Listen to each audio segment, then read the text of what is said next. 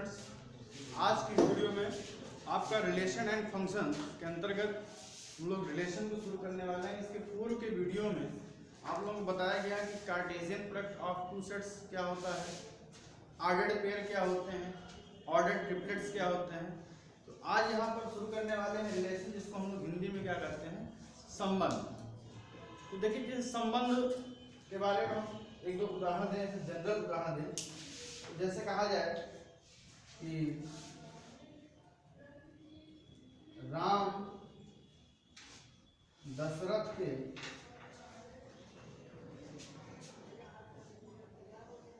पुत्र थे। अब ये इस प्रकार से काफी बड़ा सेंटेंस हो गया आप कहेंगे। फिर हम दूसरे लाइन में कहते हैं भरत, फिर उसी प्रकार को लिख दें दशरथ के पुत्र, फिर लिख दें लक्ष्मण, और फिर यही लिख दें शत्रुघ्न। तो कहने का मतलब यह है कि हमें एक इस बात को 4 लाइनों में लिखना पड़ा। अब अगर इसी बात को हम संक्षेप में लिखना चाहते हैं तो हम क्या ऐसे लिखते हैं, राम दशरथ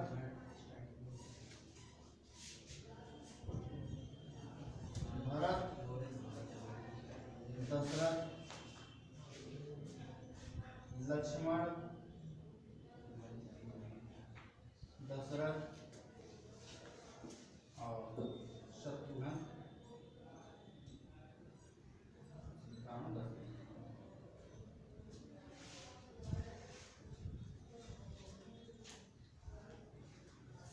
तो इनको अगर हमने इस प्रकार से लिख दिया, जिसमें पहला क्या है, पुत्र दिखा रहा, दूसरा पिता दिखा रहा, हम क्रम को बदल नहीं सकते हैं, ठीक है, क्योंकि सभी में हमने एक ही क्रम को रखा है। पहले जो है वो पुत्र है, बाद में क्या है, पिता है।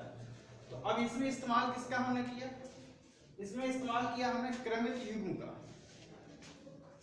अब यहाँ पर अगर हम इसी बात को और आगे विस्तार में ले जाना चाहें तो ये कह सकते हैं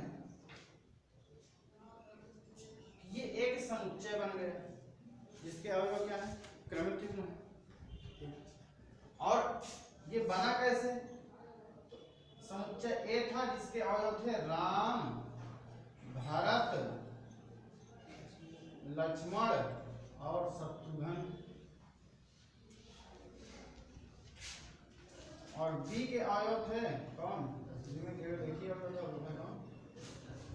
दशरथ। अगर हम A क्रॉस B करें तो क्या प्राप्त होगा, मालूम है कार्टेशियन प्रोडक्ट इसी प्रकार से बनेगा, ठीक है, राम दशरथ भरत दशरथ लक्ष्मण दशरथ शत्रुघ्न दशरथ। और यहाँ पर हम ये भी जान रहे हैं कि इनके बीच में आपस में वास्तविक संबंध क्या है, कौन किससे किस प्रकार से संबंधित है, तो इस बात को हम जानते हैं। इन्हीं चीजों पर आधारित, या यूं कहें जैसे इन चीजों को हमने इस प्रकार से समुच्चय और इनका क्रॉस प्रोडक्ट का इस्तेमाल करते हुए लिखा है, तो इन्हीं चीजों को और विस्तार रूप से आप देखेंगे और इन्हीं चीजों का प्रयोग करते हुए हम लिखें तो संबंध को हम कैसे कर सकते हैं, जरा देखिए। संबंध में और यहाँ पर जो आपको A क्रॉस B में बताया गया, ये A क्रॉस B के बराबर है, आपको बताया गया ना कि अगर हम A क्रॉस B करेंगे तो कितना आएगा, यही आ जाएगा।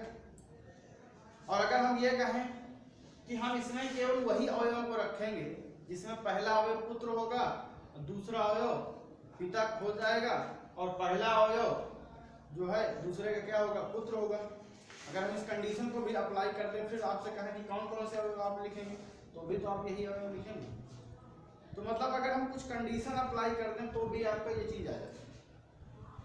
अब यहाँ हम अगर इसमें कुछ नाम और जोड़ दें, ठीक है, और इधर भी कुछ नाम और जोड़ दें, तो उनके क्रॉस में तो ज्यादा अवयव आ जाएंगे। लेकिन अगर हम उनके बीच में कंडीशन लगा दें, कुछ कंडीशन लगा दें, तो फिर जाहिर सी बात है कि सभी अवयव वहां उपस्थित है।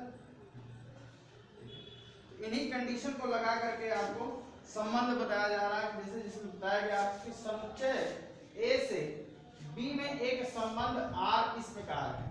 अगर हम ए से बी में किसी संबंध को कहते हैं, ए से बी में कोई संबंध है और वो संबंध क्या है, कैपिटल आर के द्वारा निरूपित किया जा रहा है। यहाँ आर आप ध्यान दीजिएगा कि जो आर है यहाँ पर लिखा हुआ कि आर क्या संबंध है, मतलब यहाँ पर आप कंफ्यूज मत हो जाइए कि आर जो है सेट ऑफ रियल नंबर है, यानी वास्तविक संख्याओं का समुच्चय नोट किया जा रहा है। जब ऐसी स्थिति में कहीं आपको लिखा होगा आर के बारे में, तो वहाँ स्पष्ट बता दिया जाएगा कि आर क्या है। ठीक है, यहाँ पर जो आर है वो क्या है, एक संबंध है, ए से बी में संबंध है। इस प्रकार है कि आर जो है में कौन कौन से अवयव हैं और ए के अवयवों का बी के अवयवों से संबंध है। जैसे कि आपने यहाँ देखा, ये ए के अवयव थे, ये बी के अवयव थे। ए के अवयवों का बी के अवयवों से संबंध है, वो क्या संबंध है, पिता पुत्र वाला। ठीक है, तो वैसे कुछ ना कुछ तो संबंध यहाँ पर भी होगा। जब कहा गया है कि ए से बी में एक संबंध है, अर्थात ए के अवयवों का बी के कुछ अवयवों से संबंध होगा, और उस संबंध को हम यहाँ क्या किससे निरूपित कर रहे हैं, कैपिटल आर से निरूपित कर रहे हैं। क्या संबंध है इस पर अभी हम नहीं जा रहे हैं, क्योंकि अभी हम इसकी परिभाषा पर समझ रहे हैं। तो मान लीजिए वो संबंध आर है, और आर में क्या, इसको लिखेंगे कैसे, इस बात को कैसे लिखेंगे, ए से बी में संबंध है, उसको हम लिखते हैं इस प्रकार से कि are the set of ordered pair x y such that x and y are related to statement b, या पी कहा गया है, अर्थात x का y एक क्रमिक इस प्रकार है कि x तथा y जो है कथन p के द्वारा जुड़े हुए हैं। कथन p मतलब ये क्या है, कथन भी तो हुआ। तो यहाँ लिखा हमने ना कि राम दशरथ के पुत्र थे, तो ये क्या हुआ, एक कथन हो गया। या हम यहाँ पे ये लिखते हैं कि इसको हम x मान लें, दूसरे को y मान लें, ये कहते x जो है y का पुत्र थे, x y के पुत्र थे। तो वहां कोई ना कोई कथन यहाँ पर दिया होगा, तो x तथा y जो है जो जुड़े होंगे आपस में, उनके बीच में संबंध होगा, और किसी न किसी कथन के द्वारा वहां पर संबंध लिखा होगा। तो x तथा y कथन p के द्वारा जुड़े हुए होंगे। तो ऐसी कंडीशन में x जो लिया जाएगा वो कहां से लिया जाएगा, a से लिया जाएगा, और y कहां से लिया जाएगा, b से लिया जाएगा। क्यों, क्योंकि हमने क्या बताया, a से b में संबंध है, b से a में संबंध की बात नहीं कर रहे हैं। आप जानते हैं कि a क्रॉस b और b क्रॉस a अलग अलग चीजें हैं। ठीक है, जैसे कि आप यहाँ देख सकते हैं कि a क्रॉस b करने पर ये आया, अगर हम कहें b क्रॉस a करेंगे तो आप जानते हैं कि क्रम बदल जाएगा। जैसे इसमें लिखा हुआ था राम दशरथ, तो क्या हो जाता है, दशरथ राम, दशरथ भरत, दशरथ लक्ष्मण, दशरथ शत्रुघ्न। ये आप जानते हैं कि क्रम का महत्व है, तो इसलिए आपको यहाँ पर भी क्रम का महत्व है कि जो पहला एलिमेंट है अर्थात x है वो कहाँ से लिया जाएगा, समुच्चय a से लिया जाएगा, और दूसरा एलिमेंट जो y होगा वो कहाँ से लिया जाएगा, b से लिया जाएगा। क्यों ऐसा कहा गया, क्योंकि ये संबंध जो r है a से b में संबंध है, a से b में संबंध है, ना कि b से a में संबंध। ध्यान दीजिएगा, a से b में संबंध है इसीलिए। अब यहाँ पर हम r को क्या कहेंगे, संबंध r, ये जो संबंध r लिखा गया है a क्रॉस b का क्या है, एक समुच्चय r a क्रॉस b का एक, यहाँ पर लिखने पड़ेंगे, एक उपसमुच्चय। r जो है a क्रॉस b का क्या है, उपसमुच्चय। जैसे अगर हम यहाँ पर फिर से आ जाए, हम यहाँ पर चार अवयव आपको दिखाई दे रहे हैं, चार क्रम दिखाई दे रहे हैं, हम चार ना लिखें, केवल दो लिख देंगे। क्यों लिख रहे हैं, राम दशरथ और भरत दशरथ, तो उससे एक नया समुच्चय तैयार होगा कि नहीं तैयार होगा। इस तरीके से लिखते हैं राम दशरथ, एक और लिखते हैं भरत दशरथ। अब आप क्या कहेंगे, इसमें तो चार अवयव थे, इसमें तो आपके दो ही अवयव आए, तो इसका प्रत्येक अवयव यहाँ पर उपस्थित है कि नहीं, इस समुच्चय का प्रत्येक अवयव यहाँ उपस्थित है, ये क्या कहलाया, एक उपसमुच्चय। तो अब इसी बात को, इसको हम यहाँ पर बता रहे हैं, क्या बता रहे हैं, रिलेशन बता रहे हैं, संबंध बता रहे हैं। ये क्या हुआ है कि संबंध जो कि उपसमुच्चय होगा किसका, a क्रॉस b का, ये क्या है, a क्रॉस b के बराबर है, इसी से समुच्चय हमने बना दिया ये वाला, और इसका प्रत्येक अवयव उपस्थित है, ये क्या कहलाएगा, एक संबंध कहलाएगा, और ये संबंध जो होगा वो a क्रॉस b का क्या कहलाएगा, उपसमुच्चय। तो तो मतलब आपका यहाँ पर ये कंक्लूजन निकलता है कि अगर हम ये कहते हैं कि ए से बी में कोई संबंध आर है, तब ए से बी में कोई संबंध आर है, तब आर जो है वो ए क्रॉस बी का क्या होगा, एक उपसमुच्चय होगा। आर क्या होगा, ए क्रॉस बी का एक उपसमुच्चय कहलाएगा। अब थोड़ा सा यहाँ पर परिभाषा से उतनी बातें क्लियर नहीं हो पाती। अब जब तक हम इसकी एग्जांपल को देखें तो ये सारी बातें आपको क्लियर हो जाएंगी। जैसे कि आप देखिए यहाँ पर पहला सेट दिया गया है, सेट ए है जिसके एलिमेंट है 1, 2 एंड 3, और सेट बी है जिसके एलिमेंट है 1, 4 एंड 9। अब यहाँ पर आपको बताया गया कि ए से बी में संबंध है R1, R2, R3 तथा R4 इस प्रकार हैं। कई संबंध आपको बताइए, एक ही नहीं, 1, 2, 3, 4, हम तो अभी और भी बता सकते हैं, लेकिन 4 उदाहरण हमने दिए हैं। और ये R1, R2, R3, R4 कैसे हैं, ए से बी में क्या है संबंध। अब आइए समझते हैं। R1 के बारे में कहा गया कि R1 कैसे आपको प्राप्त हो रहा है, तो R1 के बारे में कहा गया, जैसे ये हमने बताया था ना कि x y लिखा जाएगा, a b लिखा जाएगा, या a c c d लिख दिया जाएगा, कुछ भी एक क्रमिक में आपको यहाँ पर लिखा होगा x y सच दैट। अब फिर क्या कहा गया, x तथा y कथन p के द्वारा जुड़े होंगे, मतलब यहाँ पर एक आपको कथन बताया जाएगा जिसके द्वारा x और y आपस में क्या होंगे, संबंधित हो जाएंगे, जुड़े हुए होंगे। यहाँ क्या बताया गया, वो कथन क्या हो गया, y बराबर किसके है, x स्क्वायर, अर्थात x का वर्ग करने पर y आ जाना चाहिए। इस तरीके से वो आपस में क्या है, जुड़े हुए हैं।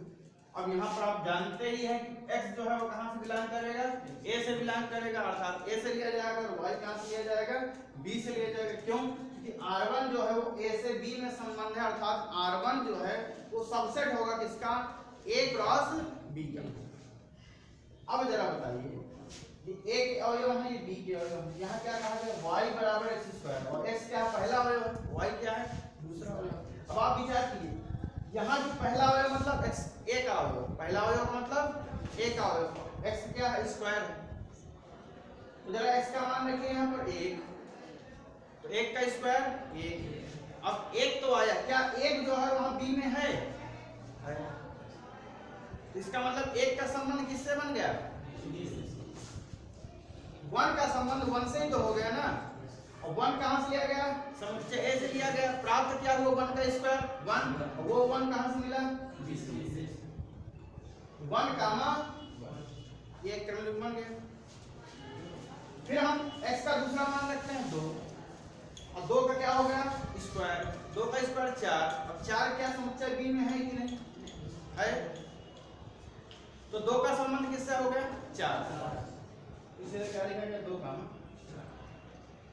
फिर इसमें क्या है 3, तो 3 का स्क्वायर कर दीजिए 9 आ गया, तो 9 देखो यहाँ लिखा हुआ है b में, अर्थात 3 का संबंध किससे हो गया 9 से। इस प्रकार से आपने देखा कि R1 में क्या कहा गया था कि x स्क्वायर किसके बराबर, y के बराबर है, अर्थात पहले का स्क्वायर दूसरे के बराबर है।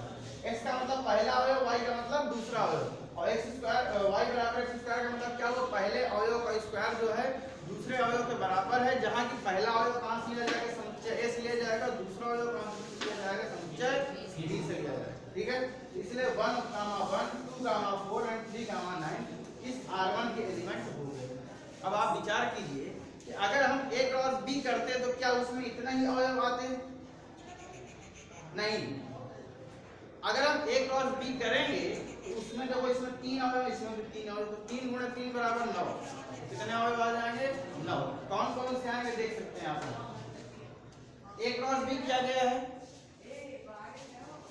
अब पहले a के अवयव फिर b के अवयव, 1, 1, 1, 4, 1, 9, 2, 1, 2, 4, 2, 9, फिर 3, 1, 3, 4, 3। अब आप यहां से देखिए R1 में जितने भी अवयव आए हैं, R1 में जितने भी अवयव आए हैं वो सभी के सभी यहाँ पर है कि नहीं, मिला है। 1 कामा 1 यहाँ पर है कि नहीं, जरा देखो है। 2 कामा 4 है कि नहीं है। 3, 9 तो मतलब R1 का प्रत्येक अवयव A क्रॉस B में उपस्थित है, अर्थात R1 क्या है, सबसेट है किसका, A क्रॉस B का। उपसमुच्चय की डेफिनेशन। अब यहाँ पर दूसरा संबंध देखते हैं R2। R2 में क्या कहा गया, x, y such that x plus y less than or equal to 12, यानी x और y का जो योगफल होगा 12 होगा या 12 से कम होगा। लेस देन और इक्वल टू 12 का मतलब क्या होगा, 12 या 12 से कम। और x कहां से होगा, a से होगा, y कहां से होगा, b से, मतलब b से लिया जाएगा। अब आपको यहां देखना है इसके अवयवों का टोटल करने पर 12 से कम आएगा तो आप यहां लिखेंगे, और अगर 12 से ज्यादा आ जाएगा तो नहीं लिखेंगे, 12 भी आ जाएगा तो भी लिखेंगे, क्योंकि लेस देन और इक्वल टू 12 कहा गया है। 1 1 को जोड़ेंगे तो 2 ही आ रहा, तो 12 से छोटा है तो आप लिख सकते हैं 1 4 कितना हो गया 5, 1 और 4 का टोटल 5, 5 तो छोटा है, ठीक है। 1 9 कितना हो गया, सही है। फिर 2 1 कहा गया 3, तो 3 भी ठीक है। 2 4 6 भी छोटा है 12 से। 2 9 11 12 से छोटा है। 3 1 4 भी छोटा है। 3 4 7 छोटा है। 3 9 12, तो 12 के बराबर तो कहा गया ना कि 12 हो गया 12 से। तो आप देख सकते हैं R2 में ये सभी अवयव आ जाएंगे। अब अगर आप ध्यान से देखें यहाँ पर तो R2 का प्रत्येक अवयव A क्रॉस B में है कि नहीं, आप मिला लीजिए 1 1 1 4 1 9 2 1 2 4 2 9 3 1 3 4 3 9। और एक बात यहाँ पर आपको देखने को मिल रही है कि R2 का प्रत्येक अवयव A क्रॉस B में है, तो उसी प्रकार से A क्रॉस B का भी प्रत्येक अवयव R2 में है। तो मतलब R2 किसके बराबर हो जाएगा, A क्रॉस B के बराबर हो जाएगा। तो आप यहाँ ये तो समझ गए कि R2 उपसमुच्चय हो गया किसका, A क्रॉस B का। और आपने ये भी देख लिया कि R2 बराबर भी किसके हैं, A क्रॉस B के बराबर, ठीक है। क्योंकि उपसमुच्चय में आपने देखा था कि जैसे मान लीजिए हम वहां पर तो आपको याद दिला देते हैं। अगर हम ये कहें कि आपको बताइए सेट है A, अब इसके आपको उपसमुच्चय लिखना है, तो इसको उपसमुच्चय क्या लिखेंगे, उपसमुच्चय आप कौन कौन से लिखते हैं, 5 लिख दे रहे हैं, फिर एक बार एक अवयव लिख के बता दिए, फिर एक बार दोनों अवयवों को लिख के बता दिए। तो अर्थात जो बराबर होगा, अर्थात स्वयं वाला भी तो उपसमुच्चय होता है, प्रत्येक समुच्चय स्वयं का उपसमुच्चय होता है। इसीलिए देखो ये कि R2 किसके बराबर है, A क्रॉस B के बराबर है। और यहाँ पर हम ये भी कह रहे हैं कि R2 उपसमुच्चय किसका, A क्रॉस B का। और R2 वास्तविकता क्या है कि R2 बराबर भी है किसके, A क्रॉस B। क्यों, क्योंकि आप देख सकते हैं यहाँ पर दो चीज लिखी हुई वही सही यहाँ पर दिया है। क्यों, क्योंकि प्रत्येक समुच्चय स्वयं का भी समुच्चय होता है। आइए अगला पॉइंट देखते हैं। R3 में कहा गया है कि x, y इस प्रकार से यहाँ पर लिखे जाएंगे, किस प्रकार से कि x plus y is greater than 13, x और y का टोटल 13 से बड़ा आना चाहिए।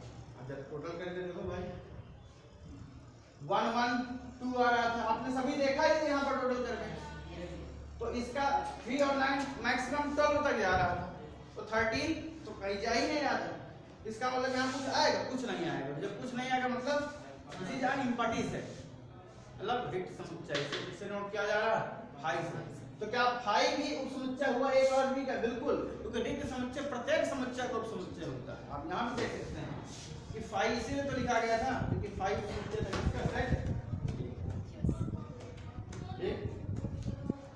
R4 की बात कर लेते हैं कि यहाँ x का y से संबंध है, y बराबर x plus 2 है।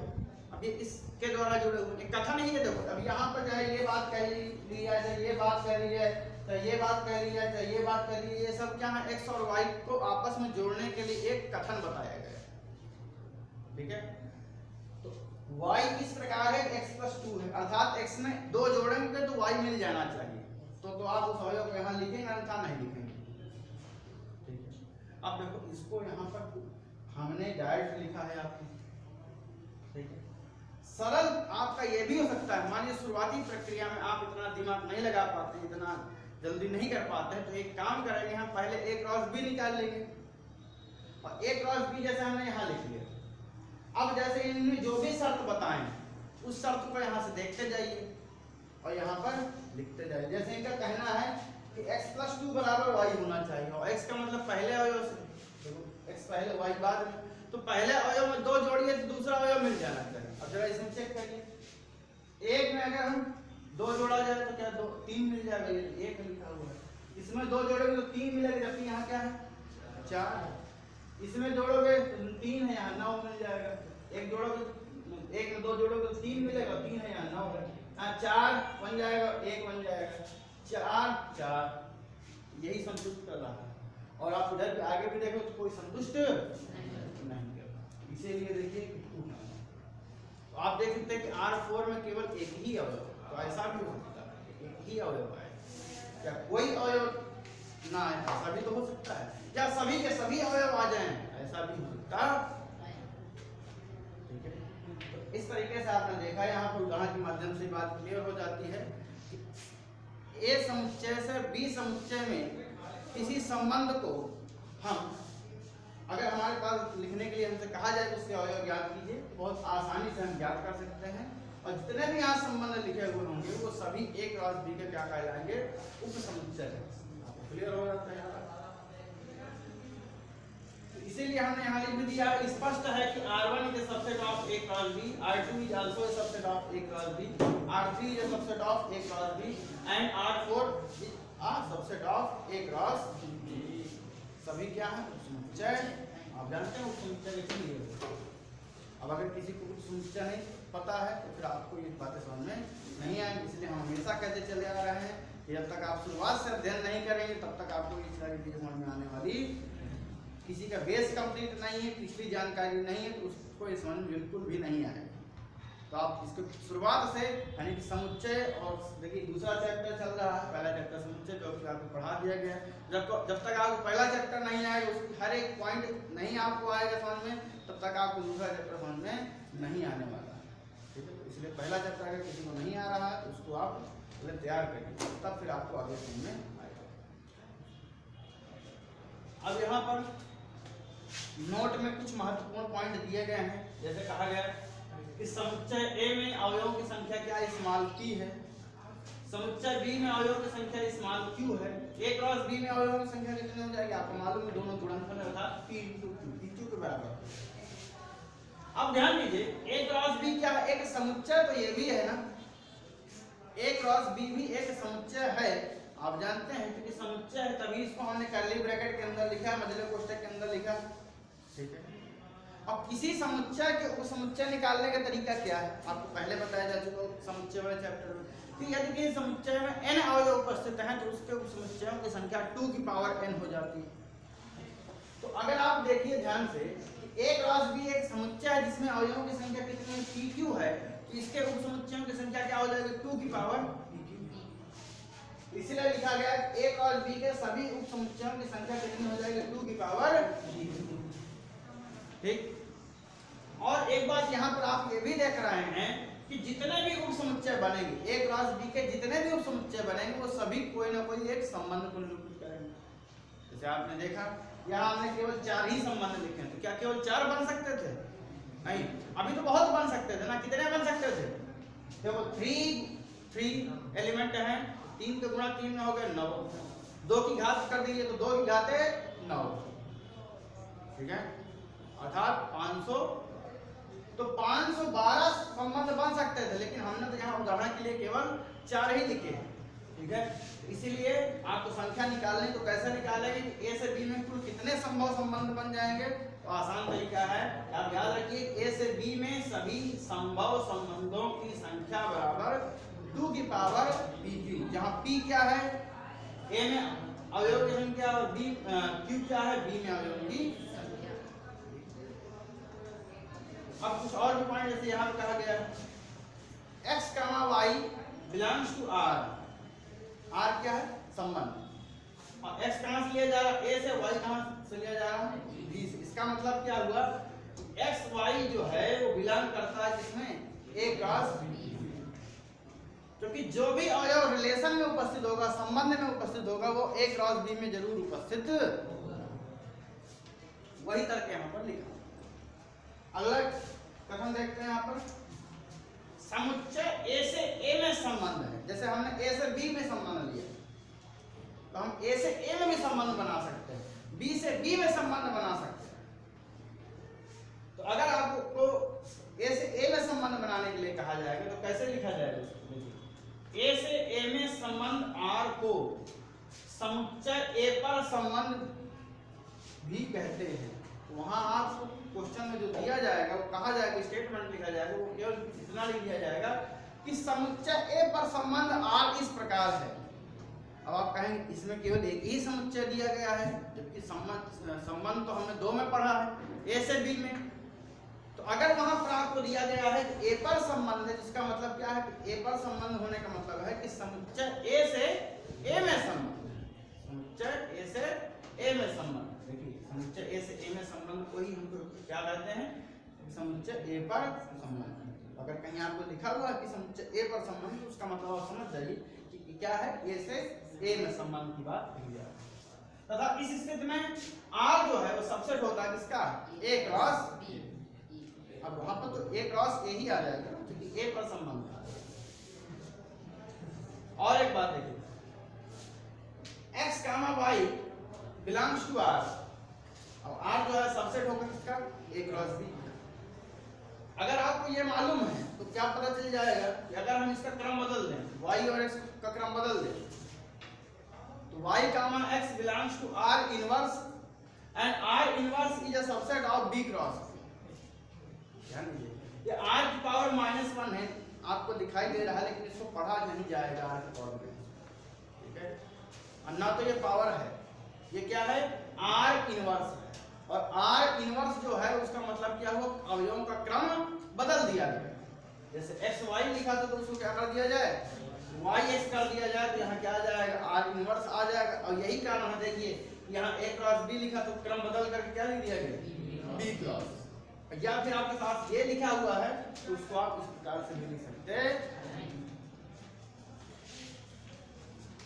तो इस प्रकार से आज की इस वीडियो में आप लोगों ने देखा कि संबंध क्या होता है, संबंध के बारे में बताया गया, एग्जाम्पल भी आपने समझे उसके बारे में, और कुछ महत्वपूर्ण बिंदु भी आपने समझे। और आशा करते हैं कि आप लोगों को ये सारी चीजें समझ में आ गई होंगी। इसके साथ ही साथ आपको प्रैक्टिस करनी पड़ेगी, एग्जाम्पल्स क्वेश्चन सॉल्व करने पड़ेंगे, एक्सरसाइज के क्वेश्चन सॉल्व करने पड़ेंगे, जिसमें संबंध वाले क्वेश्चन जितने भी हों सभी सॉल्व कीजिए। अगर किसी कोई समस्या है, नहीं कुछ समझ में आ रहा, तो आप ग्रुप में कमेंट करके पूछिए, आपको उसका सॉल्यूशन दे दिया जाएगा। धन्यवाद।